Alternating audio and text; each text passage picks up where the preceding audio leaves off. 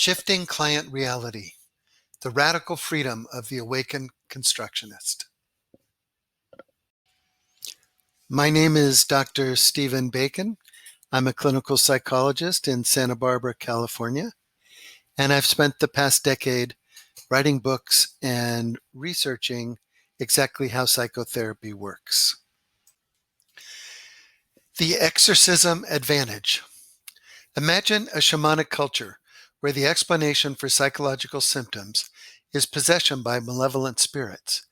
You are an enlightened exorcist and know that the spirits are a construct and that the afflicted are being healed by rituals, beliefs, and expectations. What advantage would you have over a standard exorcist? First, you would pick a spirit for your client that is relatively benign and easy to expel. Second, because you would not have to expend any energy on discerning what kind of spirit it is and which ritual that spirit requires, you would have much more energy to focus on the client. What approach will best fit their life? Finally, because you know that the healing is driven by beliefs and expectations, you will tailor your explanation for the problem and your healing ritual exorcism specifically to the client. Hidden advantages of the awakened exorcist. The awakened exorcist, therefore, is client-centered in a different way than Carl Rogers emphasized. Freed from any need to pay attention to expert knowledge, all of the available energy is focused on the client. The exorcist literally has nothing else to lean on. A related concept is the idea that all of the explanations and interventions are co-created between client and exorcist.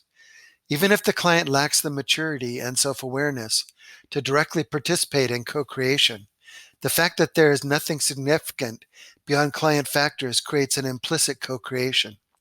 Of course, this sense of co-creation is amplified by any conscious client contributions to the explanation and the intervention. This level of client-centeredness particularly activates the common factors underlying the therapeutic alliance. The client senses that the entire focus of the exorcist is on them. This helps them feel the exorcist is more caring. Moreover, the creativity and unbounded nature of the explanations and interventions helps the client respect the wisdom of the exorcist. Applications to psychotherapy. It is rather simple to apply these awakened exorcist advantages to psychotherapy. The standard therapist begins with an assessment, determines a diagnosis, and then applies an evidence-based intervention. This approach works well with the 55%. Unfortunately, it is almost useless with the 45% unless it is employed by a therapist with special innate gifts in the area of caring or wisdom. The constructionist therapist also begins with an assessment. As part of the assessment, the constructionist notes the client's own explanation for their problems and is simultaneously aware of the standard explanation diagnosis for the client problems. Then they ask themselves if they can improve on these extant explanations. Can they offer an alternative that is easier to resolve, or will have more meaning, or better supports client beliefs, or leads to a positive structure that may sustain change? A constructionist example.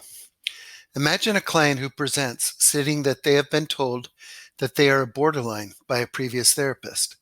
They have been reading about borderline on the web and are worried about the stigma and the poor prognosis. They report lots of drama in terms of their romantic relationships, but they have been functional at work and have several good friends. The constructionist might say something like, I have to agree with your previous therapist that there are some borderline elements in your functioning, but disagree with them about your diagnosis and current situation.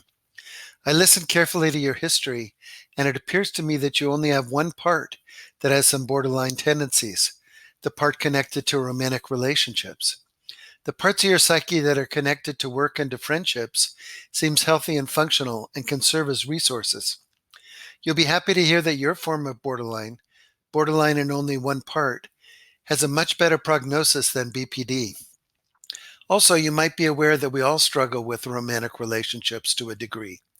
Indeed, even for the healthiest among us, romantic relationships can bring up our weak points. In fact, some have argued that being fully effective in romantic relationships is a lifelong task, one that defines people who have a long-term commitment to personal growth. Truth is defined by the client. First, the new conceptualization changed a truly malevolent spirit, a BPD diagnosis, to one that is much milder and easier to resolve. She is now a normal person with a challenging part, and even the most functional people have challenges with their romantic relationships. Second, it has to fit her and feel true. The borderline term was retained because she seemed attached to it. If she had been less committed to the term, the therapist could have said, "Your previous therapist was confused and mistook problems with romantic relationships for a BPD diagnosis." In this case, that wouldn't have felt as true to her. Similarly, if she has had terrific drama in multiple areas of her life, the therapist would have needed to do something else. Even though constructionists need not adhere to psychological rules and standards, they are always bound by what feels true to the client. Finally, her presenting problem is resolved when she can behave romantically in a way that meets her goals and aspirations. In contrast, the BPD diagnosis cannot be resolved unless she changes many, many areas of functioning and comes up with a radically different way of regulating affect. OCD and spirituality. A client presented stating that her OCD problems have returned. Every time she encounters anything connected to religion, for example, a church, a priest, or a religious term in conversation, she is compelled to perform a ritual consisting of touching a surface in a certain numeric pattern.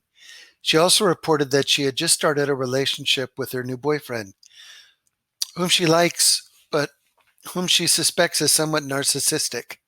And she says that she is a very spiritual person, although she doesn't attend church. The constructionist therapist might explain that these urges, while resembling OCD, could also be a higher power reaching out to her. Instead of touching and counting, she could respond to each spiritual prompt with two kinds of prayers. One that her new boyfriend would gain inner peace and release his narcissistic strategies, and an alternative prayer for all men who suffer from narcissism. The client returned reporting that this new strategy felt empowering to her.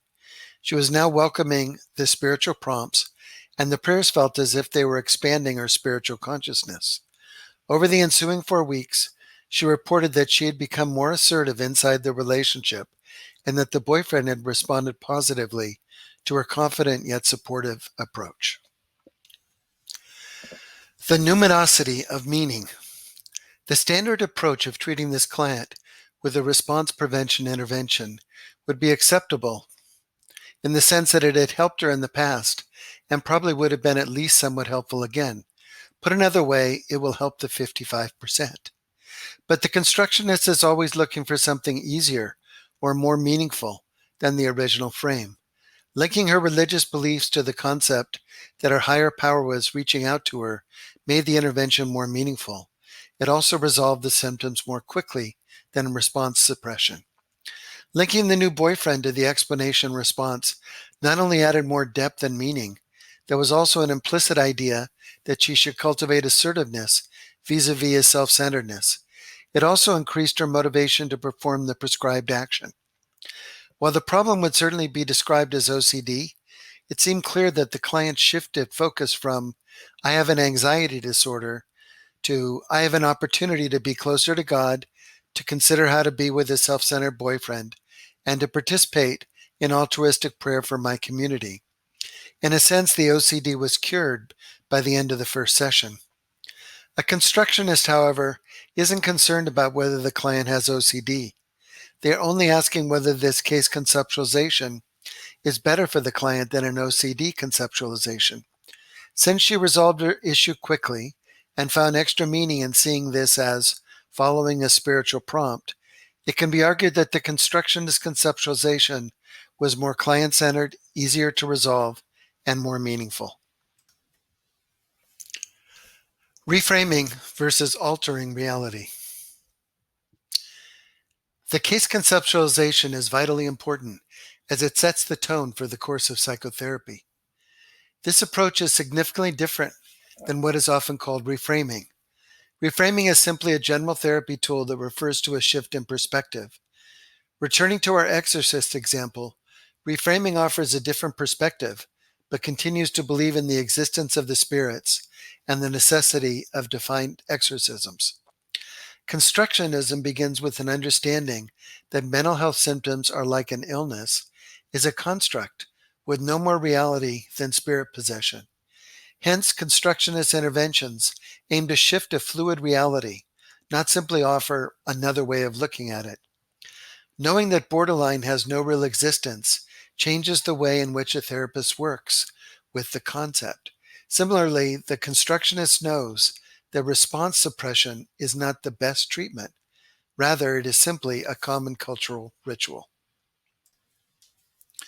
Fluidity. How fluid is therapeutic reality? Put another way, if the borderline had stayed with the previous therapist, she would be a borderline with all the symptoms and problems that characterize that diagnosis.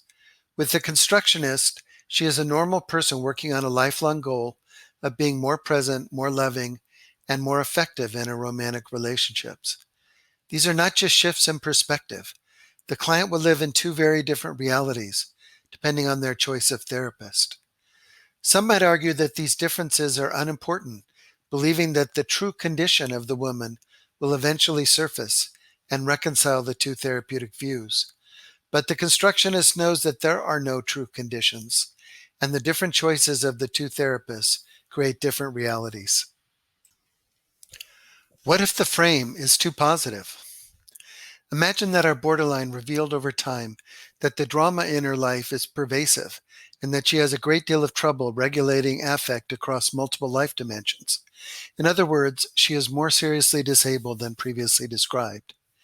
The constructionist can relatively easily frame the challenging behaviors as, it appears that there are certain parts of your psyche that are demanding attention, and we need to adjust our approach to work with those parts. The client still benefits from removing the BPD diagnosis with all its negative connotations. In addition, the therapeutic alliance is strengthened by the constructionist initially emphasizing the positive. Clearly, the original frame was off because of an inadequate assessment, but it's better to err in a positive direction than a negative one. Too negative reifies psychopathology. Too positive is easy to correct. And when the positive case conceptualization works, reality can shift easily, gracefully, and with little apparent effort. Pervasive constructionism. This video has emphasized the ability of the initial case conceptualization to create different realities for the client. While it is true that the beginning of the therapeutic relationship often sets a tone for the entire relationship, the constructionist uses the same principles of shifting reality throughout the course of therapy. More specifically, every session and each moment in the session is infused with the same attitude of creating and endorsing a reality that facilitates healing instead of a reality that reifies psychopathology. For example, if the OCD client reported in the third session that she had a particularly warm feeling inside as she prayed for her boyfriend, the therapist might ask whether she had done something different in the relationship that caused this spiritual affirmation via a body sensation.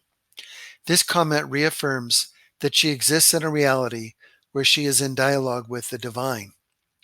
The constructionist treats each moment in therapy as an opportunity to frame experience, insights, feelings, and even dysphoric events as indicators that the client is moving forward into a new world of healing and wholeness.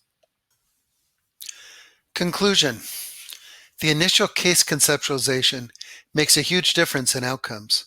The ability to present a conceptualization that is believable and easier to resolve literally changes the reality of the client. What was difficult now becomes relatively simple. What needed great effort and perseverance becomes something that can be remediated relatively gracefully and easily. Much more important, however, is that the therapist understands that the initial case conception is not simply a reframe. It is a literal transformation of reality. When that understanding is integrated, then the ability to shift reality becomes available at any point in the therapeutic process.